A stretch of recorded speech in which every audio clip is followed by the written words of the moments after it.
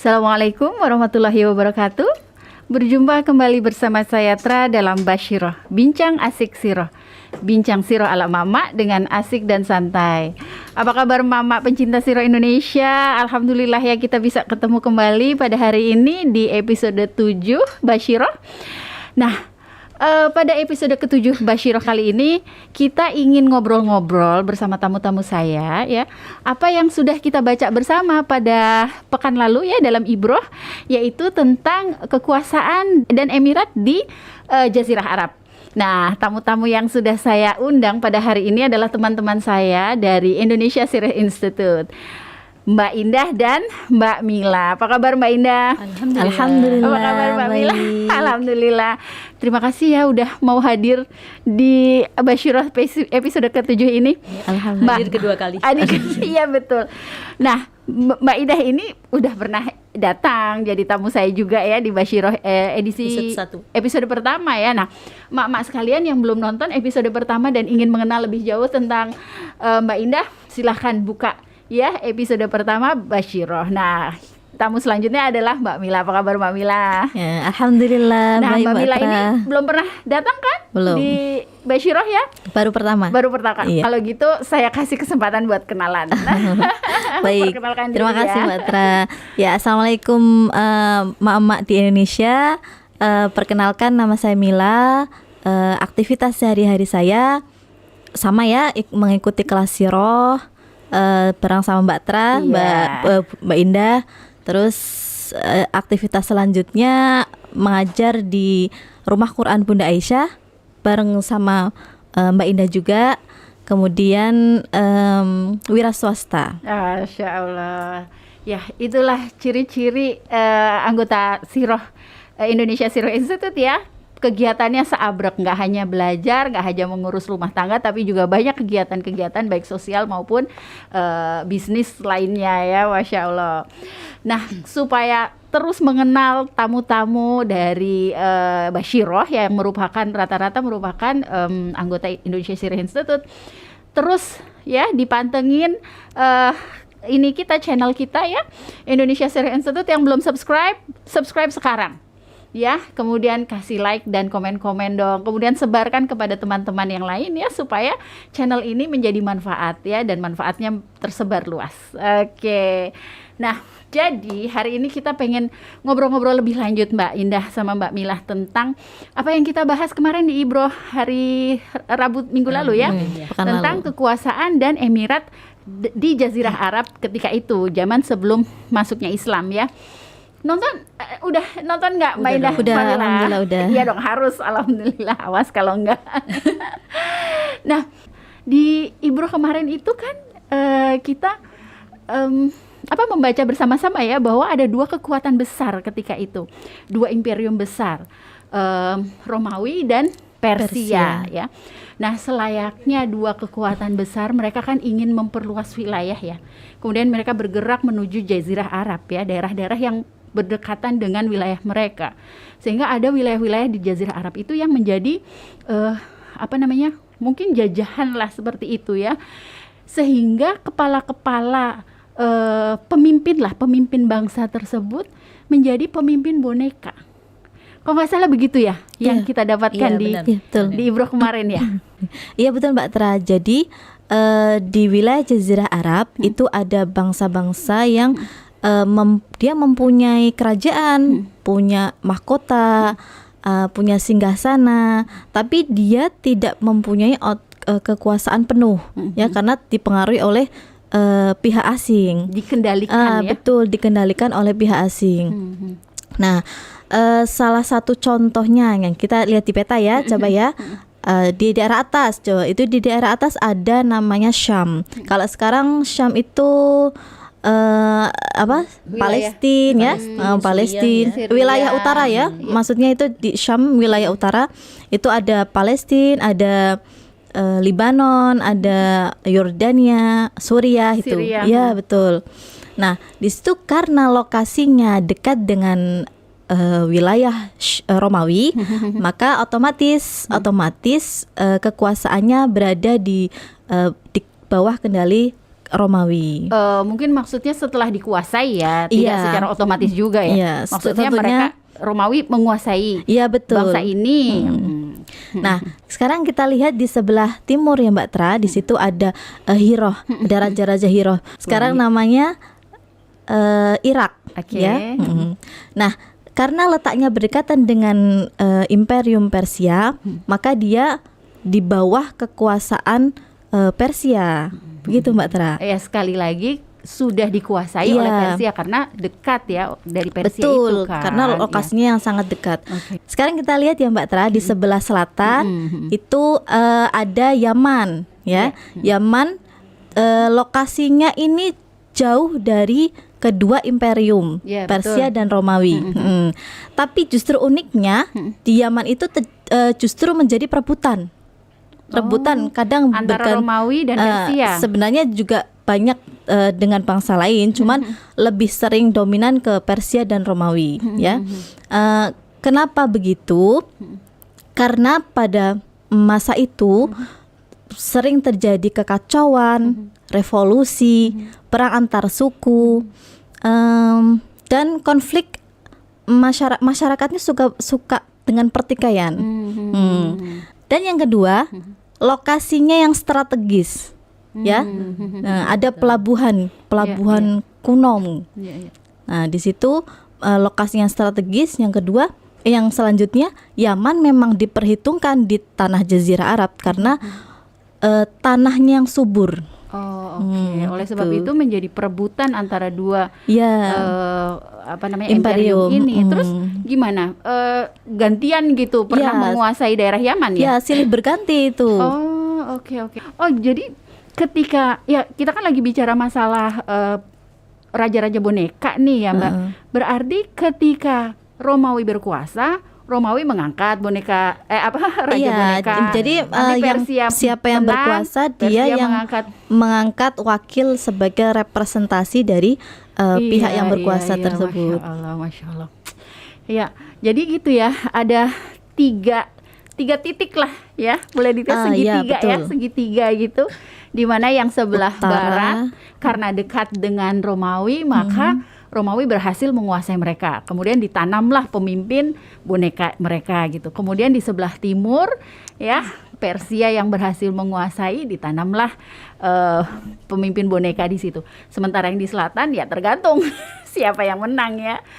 Oke, nah kalau gitu ini kan wilayah Arab ya, wilayah Jazirah Arab kan. Yang di tengah itu ini kan kita tadi membicarakan yang pinggir-pinggir ya, deket-deket dari Iya, yang kedua imperium itu. Nah, kalau yang di tengah sendiri gimana itu?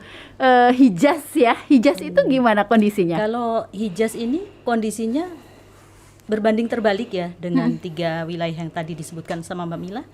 Kalau tiga wilayah itu adalah merupakan wilayah perpanjangan tangan dari kekuasaan dua imperium yang pada saat itu ekspansi ya untuk melebarkan daerah wilayah jajahannya.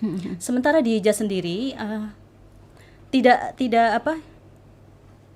ada penguasa-penguasa di Hijaz itu, ada penguasa-penguasa, tapi mereka itu penguasa-penguasa yang tidak di bawah kendali dua imperium itu ya.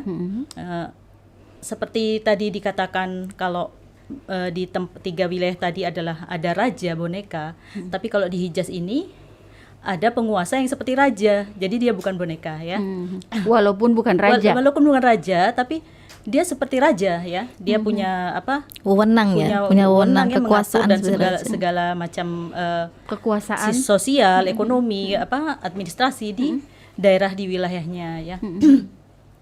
Jadi mungkin juga bukan mungkin ya, ini ya kalau kita mendengarkan kemarin Basiroh yang kemarin ada tentang Jazirah Arab. Nah, wilayah itu kan Jazirah Arab. kita lihat topografinya ya. Iya. Topografinya wilayah Hijaz itu punya benteng alami. Betul. Ya. Benteng alami yang membuat bangsa-bangsa lain itu susah ya untuk menguasai ataupun menginvasi daerah tersebut itu susah. Iya, Dengan gurun ya Bu sulit, ya, ya. lebih banyak ke wilayah gurunnya. Bu. Gunung juga pegunungan, Iya, pegunungan dan pegunungan gurun. dan gurun ya. Terus, jadi wilayah yang ini topografi, kondisi Hijaz topografi itu. yang seperti ini nih membentuk karakter pada masyarakat Hijaz itu, karakter yang merdeka, bebas, dan tidak merasa inferior ya.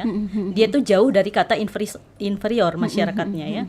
Mereka tidak pernah dijajah selama 350 tahun atau 3,5 tahun ya.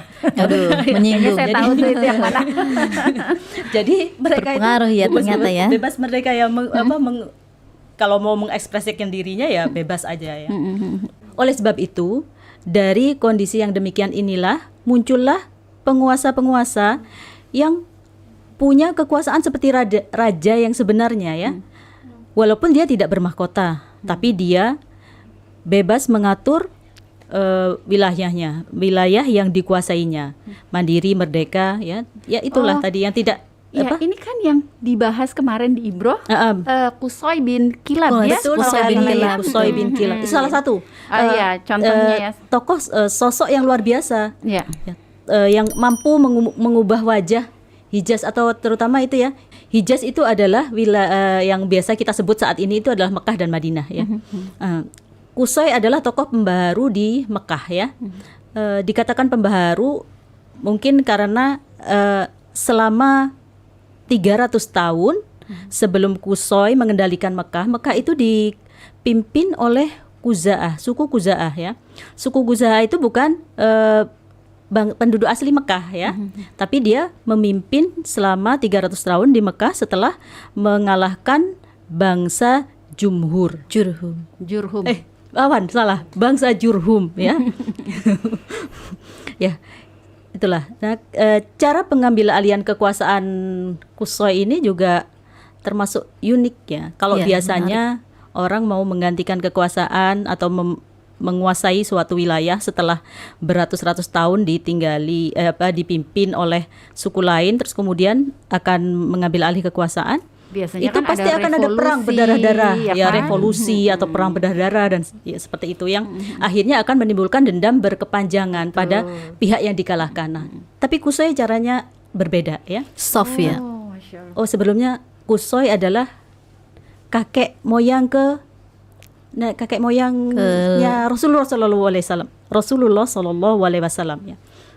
Dia ada kakek ke-7 atau ke-4 ya, di atas Rasulullah Sallallahu Alaihi Wasallam.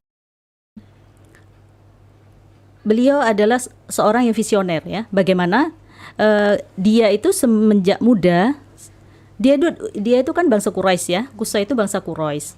Sejak muda itu dia sudah punya visi bagaimana menjadikan Quraisy ini menguasai Mekah kembali ya. Dia adalah tokoh yang visioner ya. Jadi apa yang akan dilakukan untuk kedepannya itu dia sudah berpikir jauh-jauh hari atau bertahun-tahun sebelumnya. Pertama, cara Qusay mengambil alih kekuasaan adalah yang pertama adalah menikahi putri dari pemimpin suku Khuza'ah. Ya, menikah.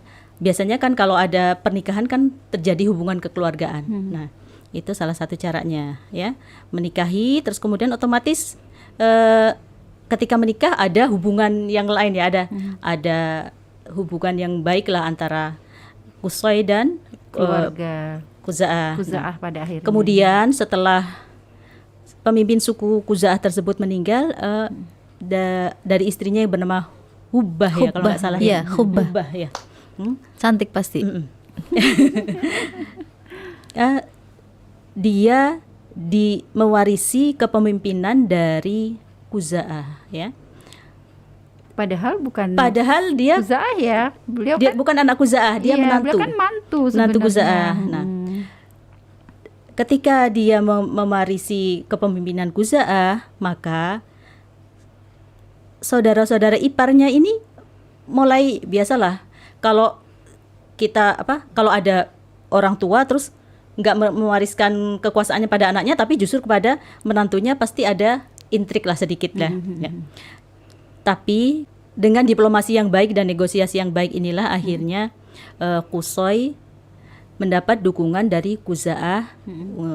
untuk menjadi pemimpin Mekah ya, pemimpin atau tokoh di Mekah yang mengendalikan kota Mekah. Masya Allah ya, berarti kan memang dari karakternya sendiri beliau itu sudah visioner. Iya, punya visi yang jauh ya. Punya visi yang jauh, bahkan sampai strategi step by step menuju kepemimpinan itu sudah dipikirkan benar. Karena sejak dia lama. dari awalnya tuh udah mikir bahwa dia dari itu orang menikah. Quraisy, tapi kenapa bukan orang Quraisy yang menguasai Mekah? Karena Quraisy itu kan penduduk asli Mekah. Oh ya, itu mungkin pertanyaan pertama dalam diri beliau ya. Betul. Dan tapi maksud saya langkah menuju ke sana itu udah dirancang jauh-jauh Step by hari gitu. step-nya udah Mulai dari jelas. menikahi pemimpin itu kan pemimpinnya kan, mulai menikahi anak dari pemimpinnya gitu. Terus juga ini bahwa ia kok dijadikan ahli waris. Nah kan berarti selama beliau berinteraksi menjadi mantu ya selama betul. itu kan beliau sudah menunjukkan memperlihatkan menunjukkan karakter yang luar biasa yang membuat seorang Uzaah itu mau mewariskan tahtanya kekuasaannya kepada Qusay dan kemudian mampu pula memberikan argumen-argumen penjelasan kepada ipar-iparnya sehingga akhirnya mereka justru malah mendukung. Masya Allah. Jadi kemampuan diplomasinya itu udah hebat ya, selain visioner juga memang cerdas. Masya Allah, diplomasinya luar biasa. Masya Allah. Terus kemudian selanjutnya ketika menjadi pengendali Mekah, dia mempunyai kebijakan yang di luar kebiasaan. Kebijakan yang dikeluarkan oleh Qusay itu adalah merencanakan untuk membuat pemukiman di seputaran Ka'bah bagi suku Quraisy. Oh, tadinya nggak ada yang tinggal deket-deket Ka'bah ya? Tadinya mereka Quraisy itu tinggal di Mekah cuma di pinggir-pinggir. Nah, kenapa mereka tinggal di pinggir-pinggir? Karena mereka menganggap Ka'bah itu wilayah suci. Jadi, jadi bukan sakral. Jadi bukan karena dilarang oleh pemimpin saat itu yang notabene Quzaah itu bukan ya? Enggak, mungkin juga dari itu. Tapi yang pertama yang jelas itu mereka menganggap Ka'bah itu sakral. Jadi jangan sampai ada pemukiman di sekitar Ka'bah. Nah, ketika Qusay membuat kebijakan seperti ini, otomatis kaget dong warga negara. Kan udah aneh gitu kan. Ya karena sebelumnya memang nggak ada yang berani membuat bangunan di sekitar Makkah itu. Jadi aneh bagi mereka untuk tinggal permanen di seputaran Ka'bah. Mungkin kalau sekarang itu perpindahan ibu kota gitu kan, kaget semua. Bukan pindah. Itu kalau sebenarnya kalau itu kan bukan pindah ibu kota ya kan. Dia cuma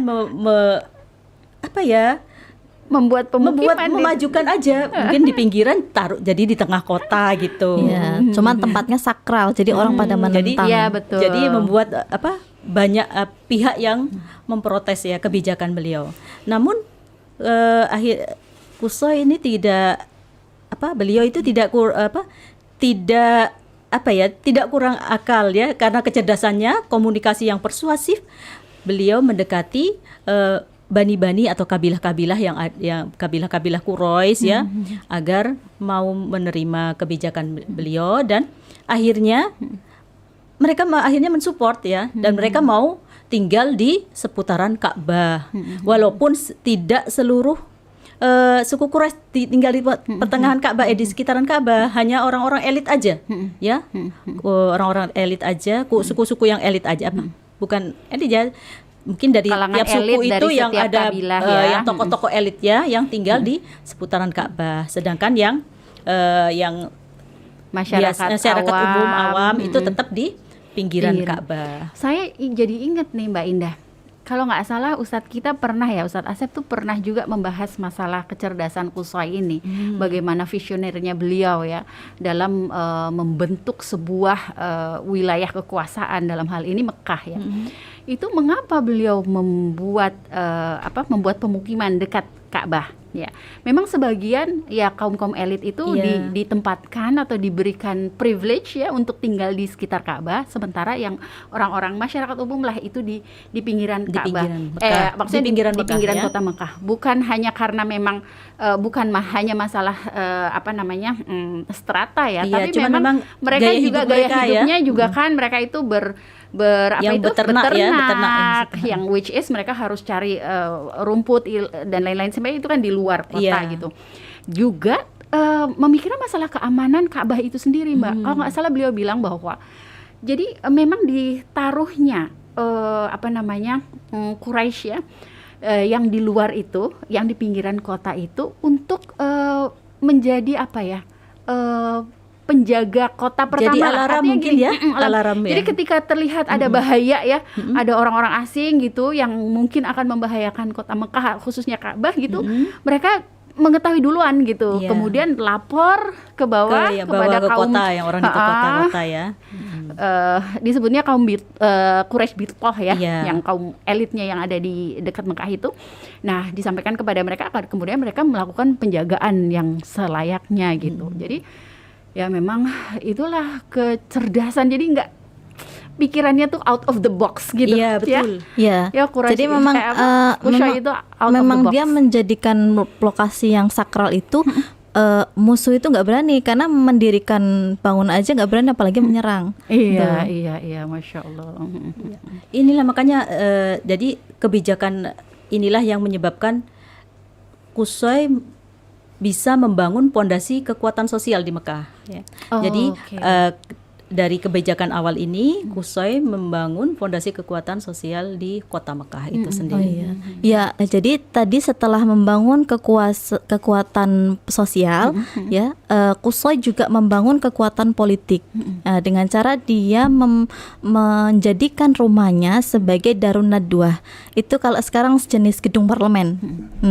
Itu Di rumahnya sendiri ya, Mbak, ya? di rumahnya beliau sendiri. itu bangunan pertama yang didirikan di dekat Ka'bah ya, Iya, Mbak? dia pertama kan mungkin orang-orang belum mau untuk mendirikan berani. bangunan. Dia menjadi pelopor dengan mendirikan rumah di situ, kemudian rumahnya difungsikan sebagai Darun Nadwah. Nah, kalau sekarang gedung parlemen Oh, oke. yang Gedung digunakan, MPR. yang digunakan untuk berbagai acara penting, yaitu mengambil keputusan tentang keputusan sosial, apa aja ya, sosial, tentang politik, bahkan untuk pernikahan. Ya, di situ Qusay menjadikan rumahnya itu sebagai pusat berkumpulnya elit-elit politik. Nah, di situ Qusay memainkan lagi kecerdasannya.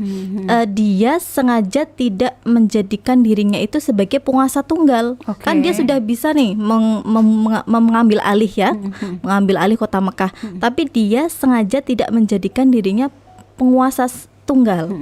Tapi dia membagi-bagi kekuasaan. Tujuannya adalah agar agar bani Quraisy yang lain itu merasa bahwa Makkah itu bagian yang penting dari mereka. Jadi mereka menjadi kuat dan loyal. Itu yang dibutuhkan Qusay, yaitu membentuk kekuatan bersama. Oh, itu mungkin karena Qusay juga tahu ya, Quraisy itu bukan suku yang banyak ya. Ya, karena mereka itu suku yang sedikit dibandingkan suku Hawazin ya, atau yang daripada jumlah klan suku yang lain. Oke, saya paham. Jadi karena Quraisy itu suku yang tidak terlalu banyak, ya kan? Jadi kalau beliau menjadi pemimpin tunggal akan sulit nih, karena bisa aja kan kabilah-kabilah lain protes, kabilah-kabilah lain yang bangsanya banyak gitu kan, lebih banyak dari Quraisy kan, bisa aja mereka protes ya. Tapi untuk menghindari hal itu, ya beliau mengajak bersama-sama, ayo kita sama-sama gitu ya membangun kota ini. Iya, karena gitu kalau ya. saling memiliki pasti kan menghadapi Solid serangan untuk musuh ya. lebih menghindari solid ya ya. itu Iya, betul. perseteruan yang terus menerus. Masya Allah, iya. Ya, Mbak Tra. Jadi Qusay membagi beberapa kekuasaan kepada tokoh-tokoh Quraisy dengan beberapa jabatan. Yang pertama Qusay membagi kekuasaan pada waktu itu memang dibutuhkan tanggung jawab untuk mengurusi masalah harta yang berupa binatang ternak hasil dari persembahan untuk berhala atau dari nazar. Oh, nazar tuh cita-cita gitu ya, janji-janji. Ya, janji ya. Kenapa harus ada yang mengelola sendiri gitu?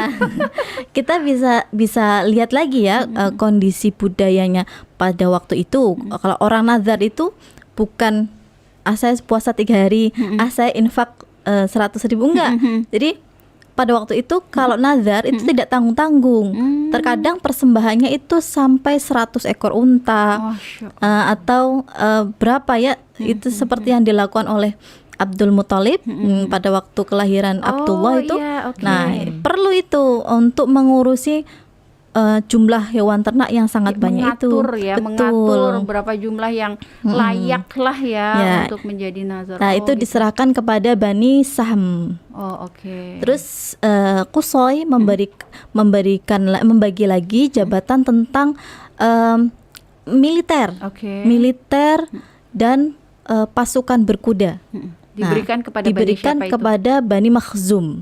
Oh, Bani Makhzum. Ayo, siapa Bani Makhzum tokohnya? Khalid bin Walid ya. Betul, Khalid bin Walid. Beliau kan memang ini panglima perang, ahli militer Iya, kan. Masya Allah ya. Jadi Khalid yang kita terkenal dengan panglimanya yang tak terkalahkan itu, dia ternyata dari cikal bakal kakek moyangnya adalah. Berarti emang kemampuan itu turunan ya? Iya. Jadi dia kakek moyangnya itu memang sudah menggeluti tentang militer.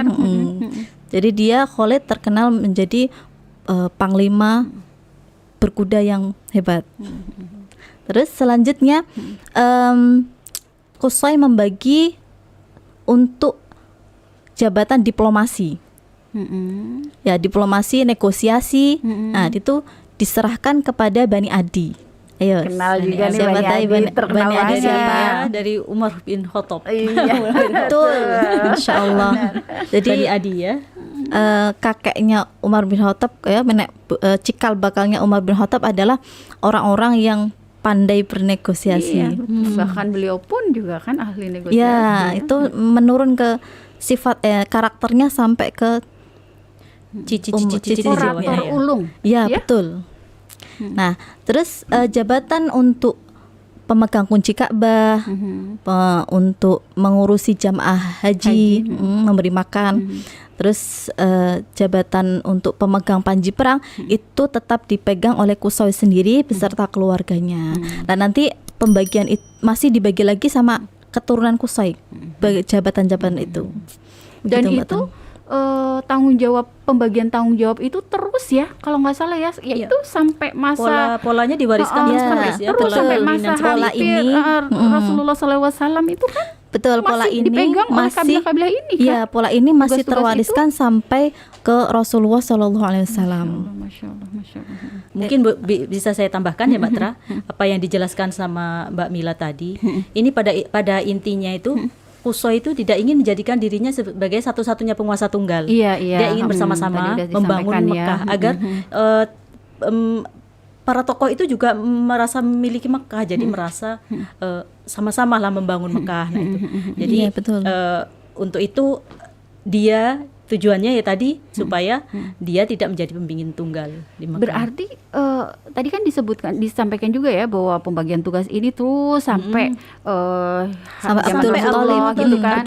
Berarti pola pemerintahan lah, ini pola pemerintahan, sistem pemerintahan yang seperti ini itu masih berjalan terus sampai Abdul Muthalib.